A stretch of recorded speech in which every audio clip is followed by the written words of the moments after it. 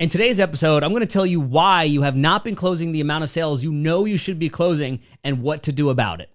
Hi, I'm Devin Rodriguez, and for those of you that maybe this is your first time here, I'm the founder of Storypreneur, a company that trains coaches and business owners on how to leverage the power of storytelling to master the art of selling one to many and scale their business with ease.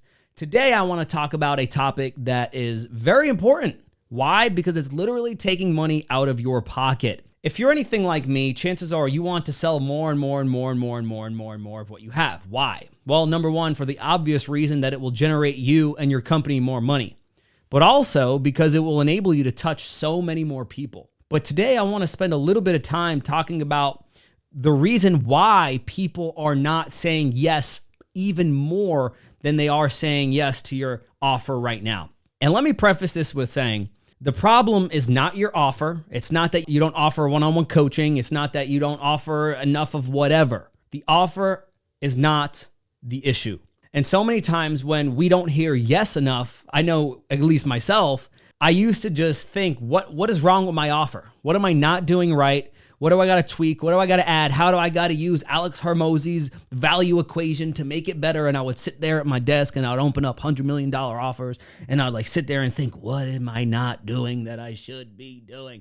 And I would just go crazy. But it wasn't until I learned what I'm about to share with you that things really began to shift. And I started to understand why people were giving me objections in the first place. And that's what this is all about today. I want to share with you the root cause of why people are giving you objections and saying no. Here's the thing. Most sales training that exists today focuses on teaching you how to overcome and handle objections. But that's not your issue. The objection is a physical manifestation of something that's happening on a much deeper internal level. And until we understand the levels, right? There's levels to this game. Until we understand the levels, then we will not understand how to obliterate objections before people can even begin to think of them. And that's honestly my goal with this today. I want to give you kind of the breakdown of why you're getting objections and the one thing you have to focus on in order to not get those objections anymore. So on the physical surface, what's an objection? I don't have the money. I don't have the time. I got to talk to my spouse. I got to go buy a llama in the desert. I got to do something, maybe in 2 months. You know what? You can fill in the blank with whatever objections that you tend to get. I got to think about it. And what we tend to do is when we hear that on a call or if we're on a one-to-many presentation, a webinar, a challenge, people are not going to come out and say, I don't have the money.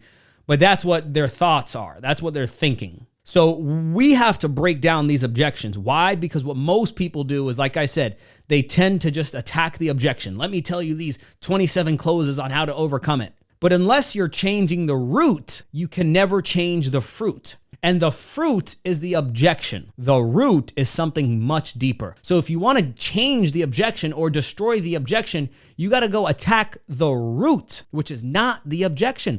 Most people, when they're talking about sales training and stuff, we're thinking about, okay, overcome the objection by doing this, this, and this. But that would be like asking an apple tree to produce an orange. It just doesn't add up because the root is not aligned. So let's talk about it. Where does I don't have the money? I got to think about it. I got to go talk to my spouse. Where does it come from? Okay, sometimes people actually don't have the money. They do have to talk to it. But a lot of the times, I would say about 80% of the time, it's a smoke screen objection. Think about it this way. In the military, we have what we call a smoke grenade. And a smoke grenade is designed to conceal the maneuver element's movement. In other words, let's say I'm leading a flanking maneuver. We're going to go flank the enemy. Well, if I do not want the enemy to see my flanking maneuver, one of the things I could do is to throw a smoke grenade because it's going to cover our movement. There's going to be a big cloud of smoke so the enemy will not be able to see us. In a similar way, many people are giving you objections because they want to conceal the real reason why they are giving you those objections in the first place. So the objection isn't really the objection. They're concealing something much greater, and we're about to dive into that. So let's take it one step further. Where does the objection come from? The objection first comes from, so this is the first level is objection. Let's go down a level. The objection comes from a person's internal conversation. Think about it. In order for somebody to give you an objection, who do they first have to give that objection to? Themselves. So before they tell you, I got to think about it, what's going on in their mind? Oh boy, I really want this. It sounds really good, but I got to think about it. Or, man, I really want to invest in this, but I just don't got the money. I just got a new car. I just want that. And then they tell you, I don't have the money. So before they tell you the objection, they're first having an inner conversation that is then manifesting itself in the form of an objection. So, oh boy, I'm about to go on vacation. I really know I need to lose 20 pounds, but I'm about to go to Turks and Caicos and now's not a good time. Turn around and tell you, oh, sorry, man. Now's just not a good time. And what do? We just go, oh, why is it not a good time? And we just try to handle the objection, right? But let's take it a step further. On one level, we have the objection. The internal conversation, the inner dialogue is the result of what? What's the next level down? The next level down is a person's belief system. So the objection is caused first by the inner conversation. In order for somebody to give you an objection, they got to give it to themselves. But where does the inner conversation come from?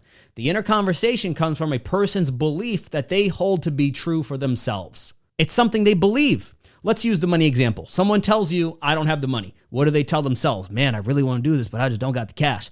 A belief is, well, this just isn't worth it. Or a belief could be, I love this. I love to invest in myself, but I don't want to put it on credit. A belief can be, I don't trust in myself enough that I can borrow the money from somebody and pay them back in time. A belief can be, money doesn't grow on trees. A belief can be, I really want to do this, but I don't know if the money is going to be a problem or it's going to be an issue. So we have all these beliefs around money that are prompting the inner conversation. And the thing about these beliefs is that they are subconscious. We don't think about them.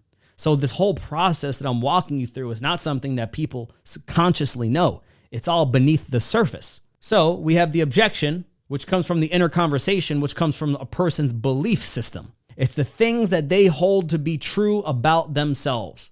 I am not good enough. I don't have the money. Where does the belief system come from?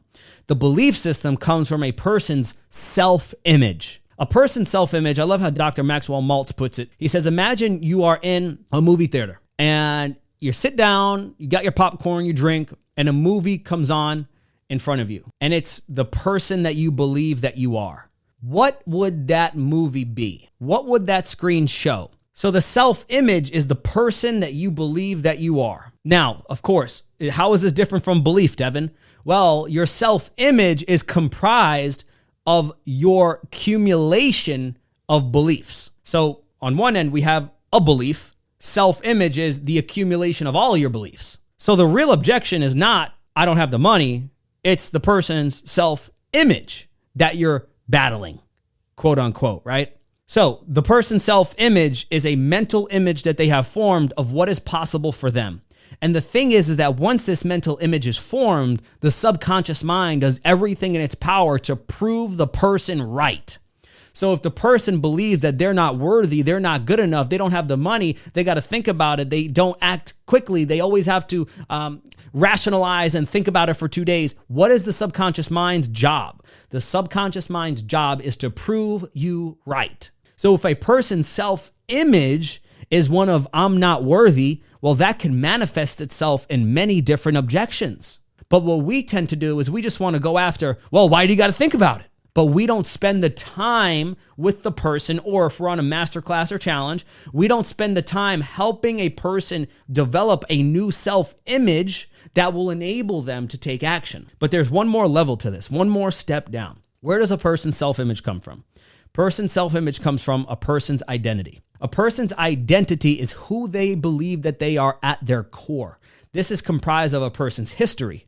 This is comprised of their genetics. This is comprised of the experiences that they've had in the past. This is comprised of their failures, their successes. Everything that a person has gone through up until this point in time forms a person's identity. It consists of their thoughts, their beliefs, their attitudes. That is the root cause of all objections.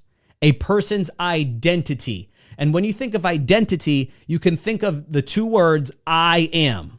Right? In the Bible, what does Jesus say? I am. That is Jesus's identity. So what we have to begin to do is, instead of spending so much time on, oh, I have to overcome the objection by saying this, and this, We have to spend time with those in our audience building a new identity. So when we present and we speak, we do two things. Number one, we simultaneously, we deconstruct and destroy a person's limiting identity while simultaneously building and crafting and helping them transform into a new identity. Now, how do we do this? A couple of different ways. Number one, we talk about this in some other videos. We develop a persuasive theme. In other words, in order for somebody to take action on what we want them to take action on, and remember, we only want them to take action on it because it will change their life forever, we have to have some type of persuasive theme. Now, what is that? Think of it this way. A persuasive theme is a belief that must be installed in someone in order for them to move forward. Now, how we install this belief is oftentimes through a phrase, such as commit first and figure out the rest later. So if I know that that is a belief that the audience must have in order to take action, that they must truly believe that they commit first and figure out the rest later, meaning you commit first and then you'll figure out the rest of the money if you don't have it all in your account. You commit first and then worry about moving your schedule around. But don't put it off. You got to commit first and figure out the rest later. So if I know that that is a belief, then we take opportunities throughout the presentation to physically and verbally have people say that phrase, because there's a couple of ways that you instill a belief within somebody. Number one, you suggest it to somebody. And in hypnotism, what do? They suggest things to you. So once you suggest a thought of commit first and figure out the rest later, number one, suggest. Number two, repetition. Repetition of the idea. After you repeat it, number three, emotionalize it. You have to get people to not only say it, but you have to get them to feel it. So I might say something like, commit first and figure out the rest later. Who believes in that? I believe in it. Okay, you believe in it. Stand up. I want you to say these words. I commit first and figure out the rest later. So then they'll say, I commit first and No. I need you to say it like you mean it. Say it like your life depends on it, like your kid's future depends on it. Here we go. I commit first and figure out this. And then they get emotionally involved and you say, yes, you feel that? Oh, yes, I feel it. Now that belief begins to get formed. And through more repetition and more repetition and more repetition, they come to own that belief and own that new identity, therefore transforming people into someone new. This is beautiful because this is how in a presentation we can literally help people expand the vision of themselves. It's not just about we do this to make more money. We do this so that we can help people become different versions of themselves. Because our job as presenters is to help somebody go somewhere in themselves that they can't go by themselves. And by developing our persuasive theme, which there can be a couple of different persuasive themes. Number one, you have to be able to commit first and figure out the rest later. The second thing might be, look at this. Whenever you take a risk on yourself, look at it as an investment and not a cost. Another one might be, I am a risk taker. Another one might be, I always figure out a way to make it work. So now if you're doing a 5-day presentation, at the beginning of the presentation, a lot of people in the audience, they don't have that belief. But now through constant suggestion, through repetition, through emotionalizing it, and through calling on people one by one and getting them to take personal responsibility of those words, they will begin to develop that new identity. And they will come to hold that belief to be true of them. So with that being said, I wanted to talk to you all about the root of the objection, which at the end of the day is a person's identity and how it's your job as a presenter, as a communicator, as a speaker, as a coach, as a business owner to help your clients not just buy your products or services, but to help transform them in the process.